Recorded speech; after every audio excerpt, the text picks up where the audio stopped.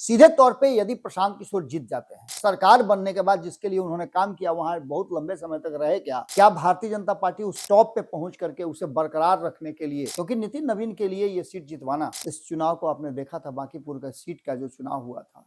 Panorama Group, जो सोचता है वो करता है। आपके अपने सपनों का आशियाना।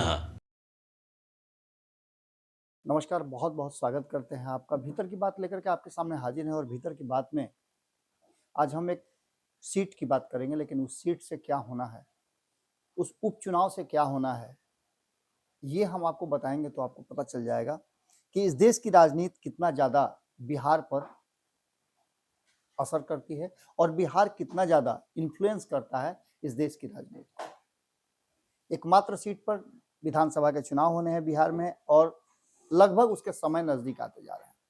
जुलाई में किसी भी वक्त चुनाव हो सकता है और इस चुनाव की घोषणा से पहले अब इस सीट पर उम्मीदवारी को लेकर के मारामारी है, जहां एक तरफ आपको बता दें कि इस सीट पर अपनी दावेदारी भारतीय जनता पार्टी कर रही है, तो वहीं दूसरी तरफ इस सीट पर इस बार राष्ट्रीय जनता दल भी अपना खूंटा ठोकने के लिए तैयारी शुरू कर चुका है। पिछली बार इस चुनाव को आपने देखा था, बांकीपुर का सीट का जो चुनाव हुआ था, वहां से जीतने वाले नितिन नवीन अब भारतीय जनता पार्टी के राष्ट्रीय अध्यक्ष हैं और राज्यसभा जा चुके हैं। इस कारण से उनकी सीट खाली हुई है और सीट खाली होने के साथ साथ अब कई तरह की बातें सामने आ गई हैं। क्या यहां से कायस्थ उम्मीदवार होगा, क्या भारतीय जनता पार्टी ने उम्मीदवार तय कर लिया है, या फिर जिस तरह से प्रयोग किया कुम्हरार में, कायस्थों की नाराजगी भी काम नहीं आई और वहां से एक दूसरे जाति के उम्मीदवार को जीत मिल गई और भारतीय जनता पार्टी एक बार फिर से अपना सीट बरकरार रख पाई। लेकिन इस बार प्रतिष्ठा सीधे सीधे राष्ट्रीय अध्यक्ष की फंसी हुई है, क्योंकि नितिन नवीन के लिए यह सीट जितवाना बहुत ही ज्यादा महत्वपूर्ण हो जाएगा और ये बात देश भर के राजनीतिक दल समझ रहे हैं। कहा जाता है, हमारे संपादक अक्सर कहते हैं नमन जी, कि जिस युद्ध में राजा की जान को खतरा न हो उसे युद्ध ही नहीं माना जाता। अब सीधे सीधे आप समझ लीजिए कि भारतीय जनता पार्टी की पूरी प्रतिष्ठा देश भर से, चाहे जितने भी सीट जीत लें, जितने भी राज्यों में आपके सरकारें चल रही हों, लेकिन इस एकमात्र सीट पर आकर के कहीं ना कहीं सुई का कांटा अटक गया है। सबसे बड़ी बात यह हुई है कि इस सीट पर अब जो समीकरण बैठाए जा रहे हैं, जो बातें भीतर खाने में चल रही हैं, हम उसको आपको बताने आए हैं। सबसे बड़ी बात यह है कि इस सीट पर प्रशांत किशोर को लेकर के भी चर्चा चल रही है कि प्रशांत किशोर इस सीट से अपनी उम्मीदवारी और दावेदारी दोनों प्रस्तुत कर सकते हैं। खबरें तो ये भी आ रही हैं, भले ही कयासों के बाजार में हो, आभासी दुनिया में हो, लेकिन कहा यह जा रहा है कि प्रशांत किशोर को समर्थन देने के लिए तेजस्वी यादव भी तैयारी कर सकते हैं।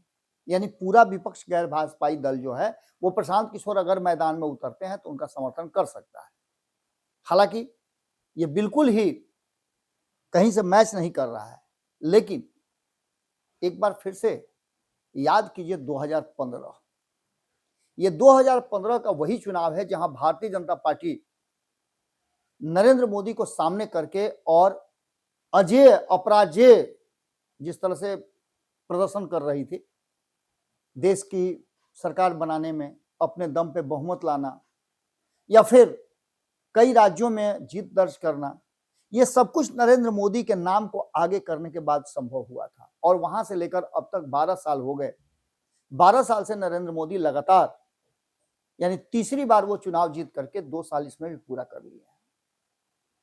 अब ऐसी स्थिति में भारतीय जनता पार्टी जब टॉप पर है, तो मैंने कई बार कहा है कि वहां से अब नीचे आने का रास्ता है, ऊपर जाने का रास्ता नहीं होता है। क्या भारतीय जनता पार्टी उस टॉप पे पहुंच करके उसे बरकरार रखने के लिए मजबूत तैयारी कर सकती है, या फिर विपक्ष कोई नया दांव खेल सकता है? 2015 में थोड़ा सा यदि आपको बताएंगे तो फिर आप भी बेहतर तरीके से इसका विश्लेषण समझ पाएंगे और कर पाएंगे। 2014 में जिस तरह से नरेंद्र मोदी और भारतीय जनता पार्टी का प्रदर्शन रहा, हर हर मोदी घर घर मोदी, उसने देश भर में इन 12 सालों में अधिकांश राज्यों में भारतीय जनता पार्टी को स्थापित कर दिया। कुछ ऐसे राज्य भी हैं जहां कहा जाता था कि असंभव है, वहां भी भारतीय जनता पार्टी ने पश्चिम बंगाल में अपनी सत्ता कायम कर ली, अपनी सरकार बना ली। ऐसे में गैर भाजपाई दल और खास करके वैसे नेता जो कहीं ना कहीं भारतीय जनता पार्टी, नरेंद्र मोदी और जो नई टीम भारतीय जनता पार्टी के जो लीड कर रही है, उस टीम से चाहे जितने भी नाराज हो, जितने भी खपा हो, लेकिन वो टक्कर नहीं दे पाए। तो क्या अब नरेंद्र मोदी और अमित शाह की जोड़ी और भारतीय जनता पार्टी को टक्कर देने के लिए कोई नई कहानी रची जा सकती है?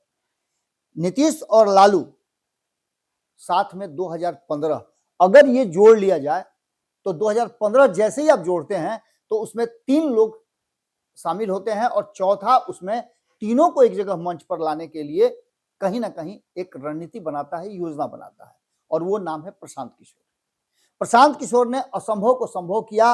एक तरफ जहां नीतीश कुमार, वहीं लालू प्रसाद, दोनों एक साथ आए, और प्रशांत किशोर वही प्रशांत किशोर हैं जो ताजा ताजा कहा जाता है कि नरेंद्र मोदी को देश का प्रधानमंत्री बनाने के बाद, उनके स्ट्रेटजी बनाने के बाद नाराज होकर के वो वापस चले आए थे। उनके लोग तो यहां तक कहते हैं कि प्रशांत किशोर, आप एक चीज बता दीजिए कि क्या किसी राज्य में सरकार बनने के बाद जिसके लिए उन्होंने काम किया, वहां बहुत लंबे समय तक रहे क्या?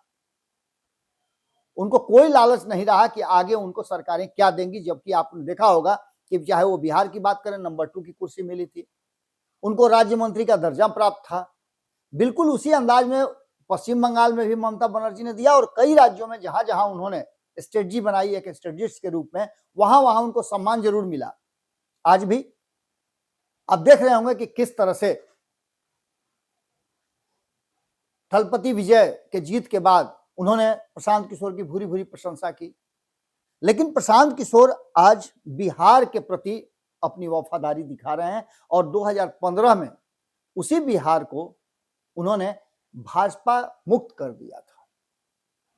2013 में जब नीतीश कुमार अलग हुए थे तो उनके पास विजन नहीं था कि वो आगे करेंगे क्या। जोड़ तोड़ की सरकार चल रही थी, हालांकि उनके पास 110 विधायक तो थे ही, 12 विधायकों की जरूरत थी, और एन केन प्रकार न वो पूरा हुआ। हालांकि उसमें समर्थन लालू प्रसाद का नहीं प्राप्त हुआ था, लेकिन प्रशांत किशोर ने वक्त की नजाकत को समझने की बात कही और तीनों को, कांग्रेस को, राजद को और नीतीश कुमार की जनता दल यूनाइटेड को एक मंच पर ले आए और ला करके उन्हें जीत तक नसीब करा दी। भारी बहुमत से महागठबंधन बना और महागठबंधन जीता भी, जिसकी सरकार बनी और लगभग 2 साल तक ये सरकार चली।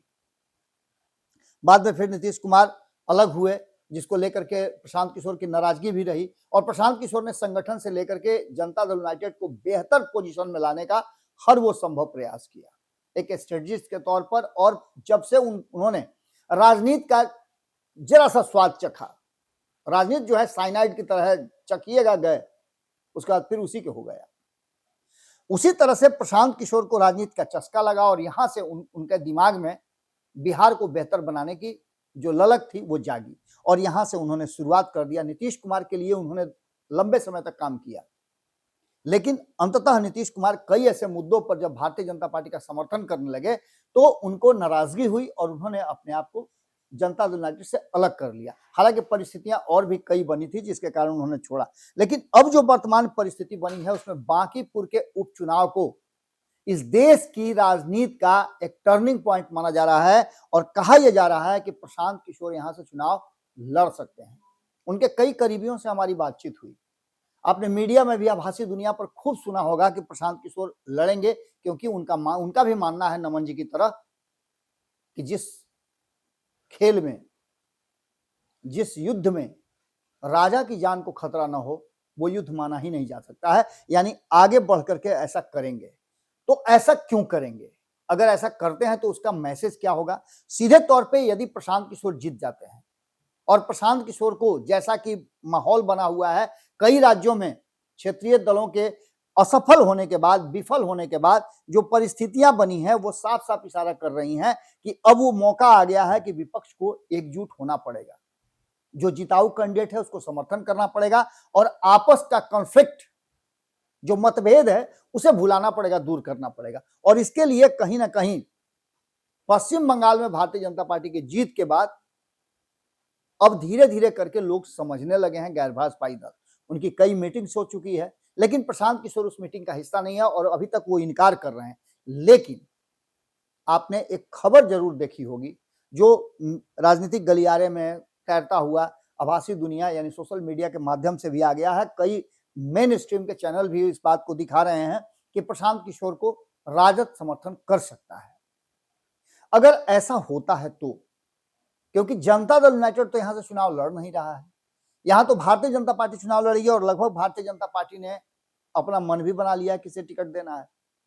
कई लोगों के नाम चल रहे हैं, जिसमें टॉप पे अभी रणवीर नंदन चल रहे हैं।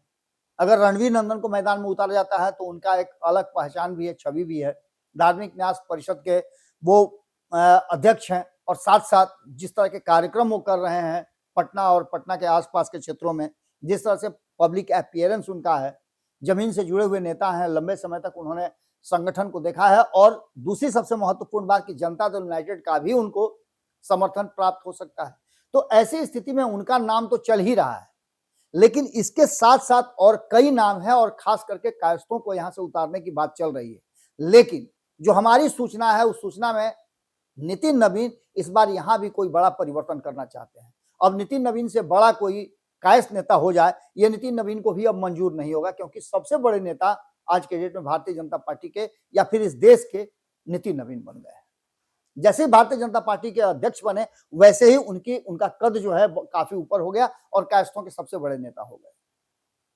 ऐसे कई अवसर आए हैं जो कई कायस्थ नेता हुए हैं, लेकिन अब नितिन नवीन ने सबको पीछे छोड़ दिया है। खैर, इस बात से आगे बढ़िए तो नितिन नवीन चूंकि इस क्षेत्र में काम कर चुके हैं, यहाँ के लोगों से यहाँ से उनकी जान पहचान मिली है और इस क्षेत्र पर उनके पिता भी चुनाव जीते थे। तो ऐसी स्थिति में एक बात निश्चित रूप से तय मान के चलिए कि अब यहां से वो अपने हिसाब से अपने अनुसार चीजों को तय करेंगे और इसमें सबसे बड़ी बात यह होने जा रही है कि कहीं ना कहीं उनसे टक्कर लेने के लिए विपक्ष को पूरी मजबूती के साथ एकजुट होकर के मैदान में उतरना पड़ेगा और यह तब संभव है जब पूरा विपक्ष एकजुट होगा।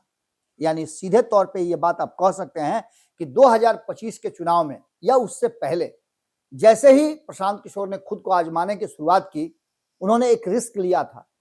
हालांकि 10% वोट लेकर के वो आए थे, 4 सीटों के उपचुनाव 2024 के लोकसभा चुनाव के बाद हुए थे और उस 4 सीट पर न चाहते हुए भी कई लोगों ने विरोध किया था। कई लोगों ने कहा था कि आप ये रिस्क मत लीजिए, 2025 के चुनाव में सीधे मैदान में उतरिएगा। उन्होंने नहीं माना और उन्होंने अपनी ताकत वहां दिखाने की कोशिश की। चुनाव हार जाना अलग बात है, लेकिन उन्होंने प्रदर्शन किया। कई सारी गलतियां हुई, पहला मौका था, लेकिन उन्होंने अपने कमिटमेंट के साथ लोगों को उतारा। इसके अलावे आपको पता है कि उन्होंने अपने उम्मीदवार 243 कहे थे, उन्होंने 238 उम्मीदवारों को उतार करके अकेले दम पे चुनाव लड़ा, जैसा वादा बिहार के लोगों से उन्होंने किया था कि वो किसी से कोई टाई अप नहीं करेंगे।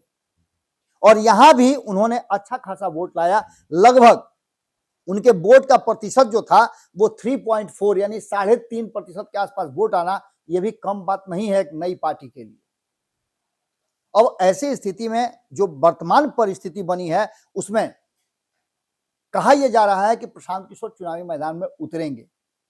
कई लोगों से आपने सुना होगा, कई चैनल्स इस बात को कर रहे हैं, अगर प्रशांत किशोर उतरते हैं, चुनाव लड़ते हैं तो क्या होगा? इससे उनकी पार्टी के लोगों को बूस्टर मिलेगा। अगर उनको समर्थन गैर भाजपाई दलों का मिल जाता है तो वो कड़ी टक्कर भी दे सकते हैं। और चूंकि यहां की जो प्रकृति रही है बांकीपुर की, उसमें सिर्फ कायस्थ ही नहीं है, कायस्थ सबसे बड़ी संख्या में जरूर है, लेकिन इसके साथ साथ जिस समाज से आते हैं प्रशांत किशोर, उस समाज का भी उनको वोट मिल सकता है। यानी कि अगर भारतीय जनता पार्टी से टक्कर हो जाए और उनको समर्थन, यह हालांकि हाइपोथेटिकल है, लेकिन पहले हम उस समीकरण को बताते हैं जिस समीकरण से आते हैं प्रशांत किशोर। तो प्रशांत किशोर ब्राह्मण समाज से आते हैं। यहाँ की जो स्थिति है उसमें कायस्थों को अगर हटा दें तो भूमिहार, राजपूत और ब्राह्मणों की अच्छी खासी संख्या है जो कि एकजुट होकर के वोट करें तो वो कायस्थों के बराबर हो सकते हैं। अब यहां से शुरू होती है उनकी MY समीकरण। अगर उनको यहां समर्थन तेजस्वी यादव दे देते हैं तो ऐसी स्थिति में, चूंकि तेजस्वी यादव को भी पता है कि एकमात्र सीट जीतने से कुछ होगा नहीं, लेकिन यहां से आप एक हर्डल खड़ा कर सकते हैं, भारतीय जनता पार्टी को एक ट्विस्ट दे सकते हैं और भारतीय जनता पार्टी के जब अध्यक्ष को ही आप हरा दीजिएगा, उनके सीट पर आप अपना दावा ठोक दीजिएगा, तो निश्चित रूप से एक संदेश इस देश की राजनीति में जाएगा कि भारतीय जनता पार्टी को हराना असंभव नहीं है। ऐसे में ये हो गया। दूसरी तरफ एससी का वोट जो है वो 8-8.5% के आसपास है। एमवाई का वोट भी मिला जुला करके यहाँ अच्छा खासा है, जो कायस्थों के बराबर लगभग बराबर हो जाता है। यानी सीधे तौर पे इन सभी समीकरणों को अगर जोड़ देते हैं तो प्रशांत किशोर के लिए एक आइडियल स्थिति उत्पन्न होती है। लेकिन इसके बाद क्या होगा? 2020 में भी आपको पता है कि चिराग पासवान और उपेंद्र कुशवाहा ने कई सीटों पे जनता दल यूनाइटेड को हराया, लगभग 30 के आसपास सीटों पे, और इसका नतीजा क्या हुआ था आप सबको पता है। तो सीधे तौर पे यहां प्रशांत किशोर यदि अपने आप को उतारते हैं तो उनके पास एक आइडियल पोजीशन भी होगा और एक समीकरण भी होगा। अगर यही बात इंटरनली जो समझ में आ रही है और जो बातें चल रही है चर्चा में कि नीतीश कुमार को भी उनका समर्थन प्राप्त हो सकता है, क्योंकि नीतीश कुमार को लेकर के उन्होंने कहा था कि नीतीश कुमार लंबे समय तक 5 साल तक मुख्यमंत्री नहीं रहेंगे, भाजपा उनको कुर्सी से उतार देगी, छीन लेगी। और छीने या न छीने, लेकिन उनके अनुसार नीतीश कुमार मुख्यमंत्री की कुर्सी पर आज नहीं है, यानी यहां वो फिर से एक बार सही हो गए। उन्होंने एक बात कही थी जिसकी वो कहते भी हैं कि परिस्थितियां बदल गई थी, और 10,000 रुपया जो दिया गया उसको लेकर के एक बार फिर से नीतीश कुमार को 85 सीटें आ गई, वरना 20 से 25 सीटों से ज्यादा आने वाला नहीं था। खैर इस पर हम नहीं जाते हैं, लेकिन अब जो आगे की रणनीति है, आगे की परिस्थिति है, वो ये बता रही है कि 2026 के बाद जिन राज्यों में चुनाव होने हैं या फिर 2029 के चुनाव को यदि टारगेट पर रखा जाए और भारतीय जनता पार्टी से सीधे सीधे लड़ाई लेनी है, तो विपक्ष को, गैर भाजपाई दलों को एक मंच पे आना पड़ेगा। और अगर प्रशांत किशोर के हाथ में ये पूरा कमान दे दिया जाए तो प्रशांत किशोर उसके लिए स्थितियां पैदा कर सकते हैं, स्ट्रेटजी बना सकते हैं, जिससे कि भारतीय जनता पार्टी को कड़ी टक्कर दे करके उसे सत्ता से बेदखल किया जा सके। इसमें अगर नीतीश कुमार का साथ उनको मिल जाता है तो सोने पे सुहागा होगा। अगर बाकी के दलों का मिल जाता है, उपेंद्र कुशवाहा सहित बाकी के जो नाराज लोगों का मिल जाता है, तो वो भी एक आइडियल पोजीशन होगा, क्योंकि उत्तर प्रदेश के चुनाव में महत्वाकांक्षा और अति महत्वाकांक्षा की एक बड़ी टक्कर होने वाली है।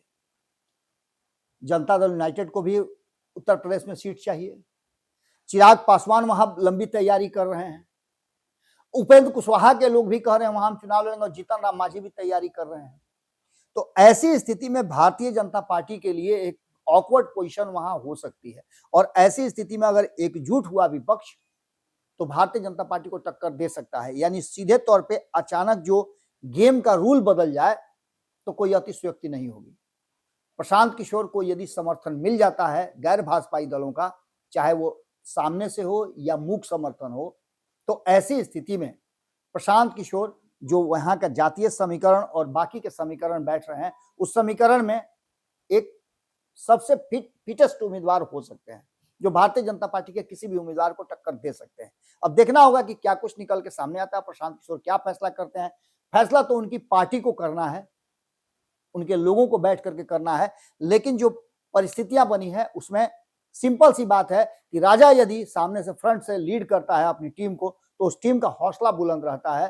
प्रशांत किशोर ऐसे ही लड़ाकू जरूर हैं, देखना होगा क्या फैसला करते हैं। जिस तरह से वो बांकीपुर में प्रचार प्रसार शुरू कर चुके हैं, उससे तो साफ लगता है कि वो अपने लिए कोई स्ट्रेटजी बनाना शुरू कर चुके हैं। फाइनल क्या होता है हमारी नजर बनी हुई है, आपकी नजर भारत लाइव पे होनी चाहिए, क्योंकि ये सिर्फ बांकीपुर का नहीं बल्कि बांकीपुर से एक बड़ा संदेश देश की राजनीति में और देश के अलग अलग राजनीतिक दलों तक पहुंचाना है। आपके सपनों को हमने सजाया है, ई होम्स पैनोरामा को हमने बनाया है। ई होम्स मेरा एक सपना था जिस पे मैं पिछले 4 साल से काम कर रहा था। हमने जो बनाया है वो सबने है माना। ई होम्स पैनोरामा में हो आपका भी आशियाना। और फाइनली हमने 2021 में इस प्रोजेक्ट को लॉन्च किया। बहुत लोग अप्रिशिएट कर रहे हैं कि पूर्णिया जैसे शहर में, बिहार के, एक तो बिहार की बात करें उसमें भी पूर्णिया जैसे छोटे जगह में इस तरह का लाइफस्टाइल देना, ये सुन के हम लोगों को बहुत अच्छा लगता है। ई होम्स में हमने कुछ और भी किया है, जैसे हम जिस जगह में रह रहे हैं हमारे फैमिली सिक्योर हो, उनको सिक्योरिटी का ध्यान में रखा है। आपकी सुविधा और सुरक्षा आपके लिए खास है, ये आपका विश्वास है। इसमें आर्टिफिशियल इंटेलिजेंस का 7 लेयर सिक्योरिटी का हमने इस्तेमाल किया है। लस ग्रीन कैंपस को बनाया है, यदि हमारा बाउंड्री वाल है तो वो वर्टिकल गार्डन है। ये जितनी भी फैसिलिटी होता है एक इंटरनेशनल टाउनशिप में ई होम्स है, ये हम लोग विश्वास नहीं कर पा रहे हैं। जो भी हमारे मित्र दोस्त या जो भी हमारे बाहर के बाहर आते हैं तो हम लोगों को बहुत अच्छा सुनने को मिलता है और बहुत अच्छा क्रेडिट मिल रहा है। वो सारा हमने सिर्फ एक बिल्डिंग नहीं बनाया, हमें एक बहुत अच्छा लाइफस्टाइल दिया ई होम्स में, और मेरा एक सपना था जिसको मैं आज फुलफिल होते हुए देख रहा हूँ। ये आपका आवास है। ई होम्स पैनोरामा में अब आपका निवास है।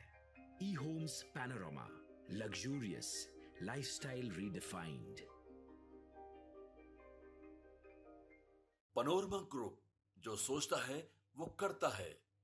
अगर ये वीडियो पसंद आई और वह बिहार के राजनीति और बिहारियत से सरोकार रखेनी तो सब्सक्राइब बटन दबा के चैनल के सब्सक्राइब कर ली।